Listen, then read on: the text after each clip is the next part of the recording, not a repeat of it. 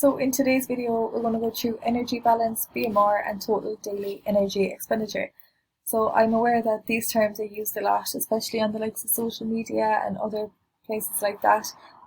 People are kind of, made feel that they should understand all this, and sometimes people are almost made feel a little bit silly if they don't understand it.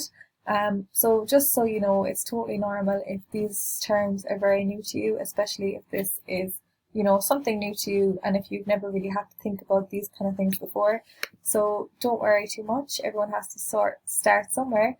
So if you're confused about any of it, keep watching and I will go through the more basic concepts with you and build up your knowledge as we go. So are you confused about the terms used and the concept of energy in versus energy out? So firstly, if you can't measure it, you can't manage it, and that goes for most aspects of our lives. If you think about it, if you've no idea how much of something you're having or how much of something you're doing, how are you supposed to change it for the better? So it's important to kind of get a grasp on this. So think of weight management, either losing or gaining, as calories consumed versus calories expended. So basically how much you eat versus how much you require. So how do you figure out your baseline and determine how many calories you should be eating? So firstly, this is where we have a basic understanding of BMR, so basal metabolic rate, and total daily expenditure, TDEE. And this is where the understanding comes in.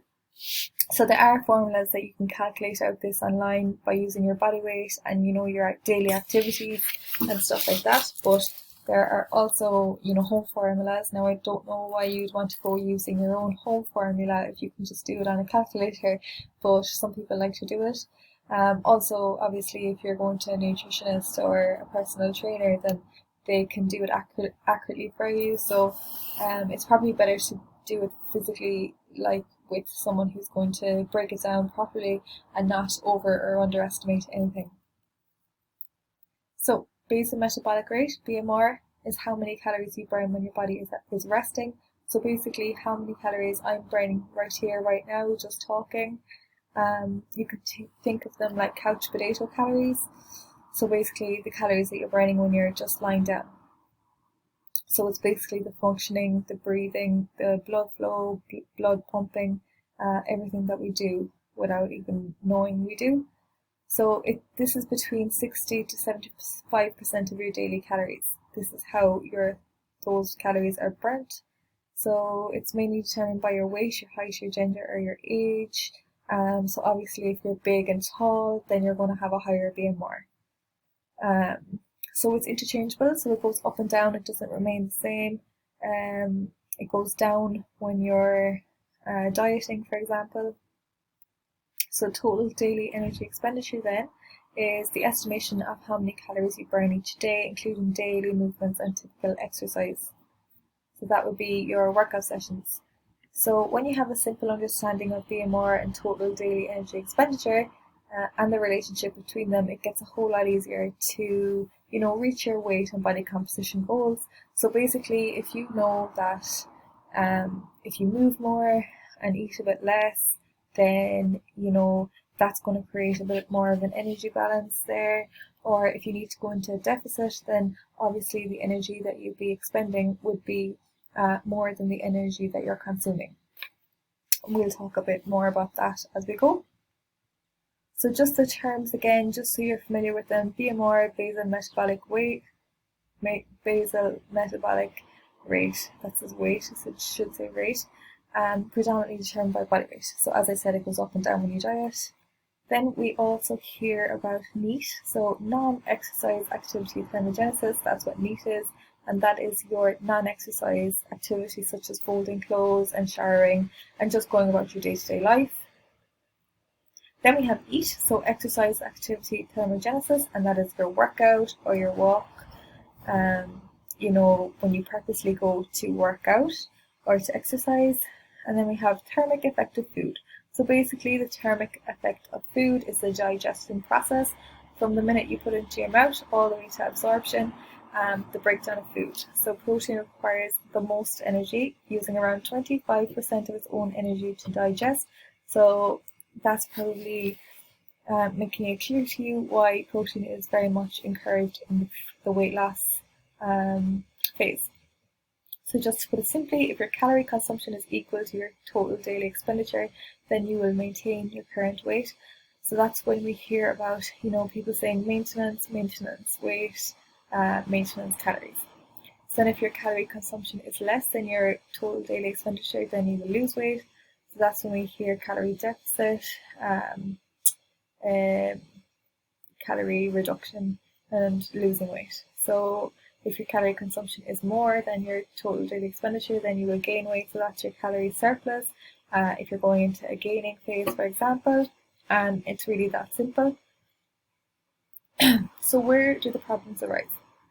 So lack of understanding around nutrition, hidden calories, and food choice. So oftentimes people just aren't informed. They aren't aware of, the hidden calories in food, what kind of food they need to be eating, and portion control really. So another one is eating back calories. So there is the idea out there that if you burn 2,000 calories, then you can eat back 2,000 calories without any consequences. But the kicker there is oftentimes the things that tell us, such as Fitbits, you've burned 2,000 calories, are inaccurate. So Fitbits can actually be around 35 to 40% inaccurate, and that can either over or underestimate your exact figure. So oftentimes it's not accurate at all, and that's where people fall down. So the average workout would burn around 200 calories, and that would be the topper range. So as you can see, it would be very, very difficult to go and burn 2,000 calories. And that can be sometimes why people can't seem to make the progress that they want to make. So overestimation of NEAT is another one. So sometimes people think that their NEAT is very, very high because they're very busy people. So you might ask someone, how do you think your NEAT is? And they'll say, oh, it's very high, I'm a very busy person at work. But they might be standing in one position all day. They might be very busy, but they might not actually be moving very much. So then their NEAT would be lower than they'd think it was. So there's a lot of misleading information out there also. So such as like you burn a very high amount of calories after HIIT training, and you have like this free window after that you can eat whatever you like and it won't have any consequences, but that's not actually accurate at all. Now you do burn more calories at a faster, higher rate, but it wouldn't be to the extent that you can eat whatever you want to eat without having some negative implications. So then my top 5 tips for progress. The more barriers you can reduce when having to think about your calories, the better you will do. So the less complicated you make it, the better. There's no point overcomplicating things or, trying to make big fancy recipes if it's a thing where you're very, very busy. If you bring it back to basics, controlling calories, hitting your protein each day, and making sure you get some good quality micronutrients in there, then you're doing well. There's no point overcomplicating things for yourself. Also, just going back to that point, complicating things like making sure your meal timing is on point and all that, it's really irrelevant if you can't, master the basics. There's no point thinking about the nitty-gritty things like meal timing. Unless it is for something like muscle growth, then you need to be thinking about meal timing. So the goal is not to progress as fast as possible or to be perfect, it's to be consistent. So I think this is another reason why people kind of fall down, is they expect results to happen overnight. They're not consistent and patient enough, and they try to be, on it or off it. So they're perfect for 5 days and then they just cannot maintain it, and then they go AWOL. So it's better to be consistent across the board in a more appropriate way, and kind of factoring in things that you enjoy and not just going cold turkey altogether. So be honest with yourself and remember your reasons why. So that's very self-explanatory. You should always go back to your reason why you started, and that should be enough to give you that boost to keep going. So keep that at the center of your brain.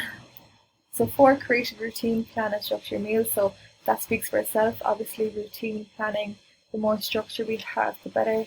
It's just easier to kind of keep a good routine going for yourself to ensure that you kind of just don't have to think about things too much, and it just comes natural to you after a while. And number 4, have patience. So everything working for it takes time, and that's very true. Patience is a virtue, and if it was easy, everyone would do it. So to have patience and to remember that, it will be worth it if we put in the work, and it does get easier after a while. So thank you for listening, and I hope you found this video beneficial. I will catch you next time.